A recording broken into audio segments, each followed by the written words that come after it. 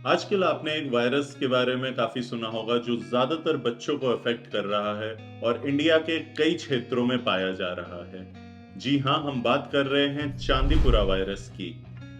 तो आइए आज जानते हैं कि चांदीपुरा वायरस कैसे फैलता है, इसके क्या सिम्पटम्स हैं और इससे जुड़े हुए कई सवाल जो आपके मन में बसे होंगे, हम डिस्कस करेंगे आज के इस वीडियो में। इसलिए इस वीडियो के अंत तक बने रहें। और अगर आपने अभी तक हमारे चैनल को सब्सक्राइब नहीं किया, तो ज़रूर सब्सक्राइब करें और लेटेस्ट वीडियो अपडेट्स के लिए बेल आइकन दबाना न भूलें।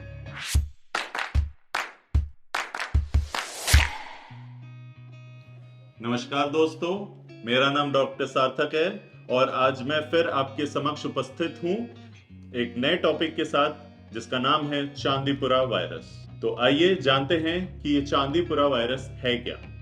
इस रिसर्च के अकॉर्डिंग ये वायरस पहली बार 1965 में दो लोगों के ब्लड से आइसोलेट किया गया था जिनका बुखार नहीं ठीक हो रहा था। ये लोग महाराष्ट्र के नागपुर डिस्ट्रिक्ट के एक गांव से बिलोंग करते थे और उसी गांव के नाम के आधार पे इस वायरस का नाम रखा गया चांदीपुरा।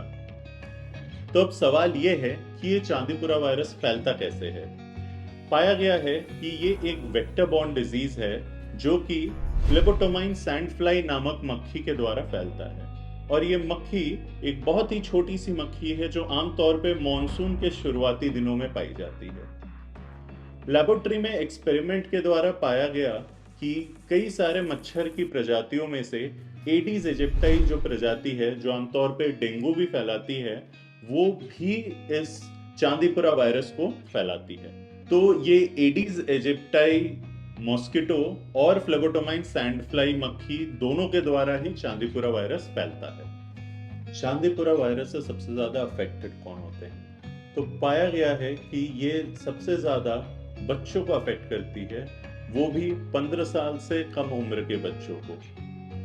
स्पेशली रूरल लोकेशंस में जहाँ पे अनहाइजीनिक कंडीशंस है या कच्चे पक्के मकान है, वहाँ पे यही मक्खियाँ इन घरों के दरारों में, कच्चे पक्के दरारों में पनपती हैं। 2003 के आंध्र प्रदेश आउटब्रेक में पाया गया था कि ज्यादातर बच्चे 9 महीने से लेके 14 साल की उम्र के हैं और हॉस्पिटल में एडमिशन के 48 घंटों के अंदर ही अंदर उनकी मौत हो गई थी।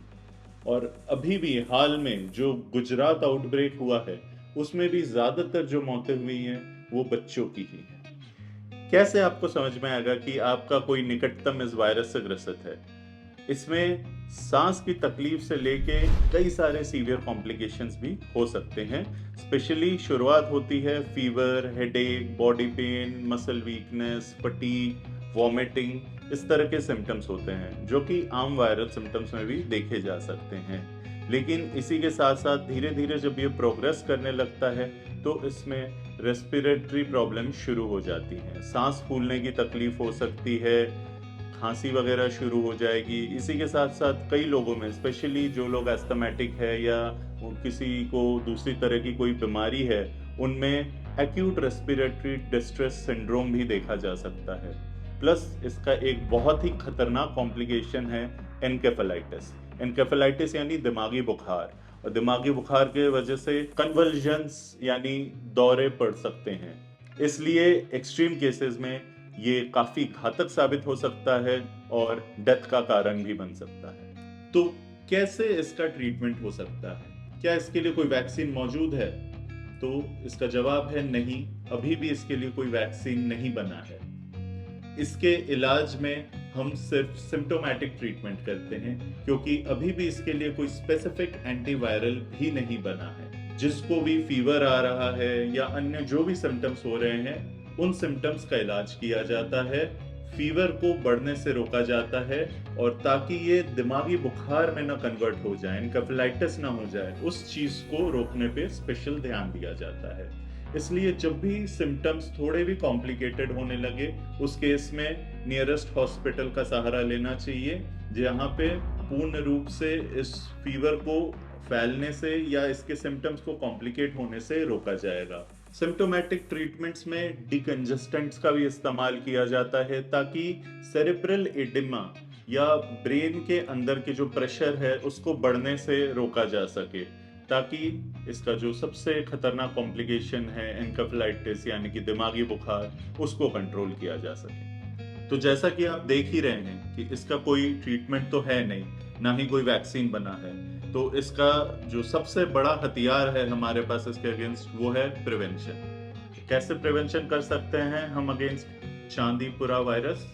इसका प्रिवेंशन हो सकता है ABCD द्वारा। A यानी अवेयरनेस, आप अवेयर बने, अपने बच्चों को अवेयर करें इस डिजीज के बारे में, इसके सिम्टम्स के बारे में। Be for building immunity. Immunity बहुत इंपॉर्टेंट है ताकि आप किसी भी वायरल डिजीज को फाइट कर सके, और सबसे अच्छी इम्यूनिटी बिल्डिंग होती है डाइट से। अपना डाइट अच्छा रखें, अपने डाइट में फ्रूट्स इंक्लूड करें, they give you a lot of good immunity. इसके बाद है सी यानी कवर योरसेल्फ। पूरे बाजू के कपड़े पहनिए, मच्छर और मक्खियों से बचिए।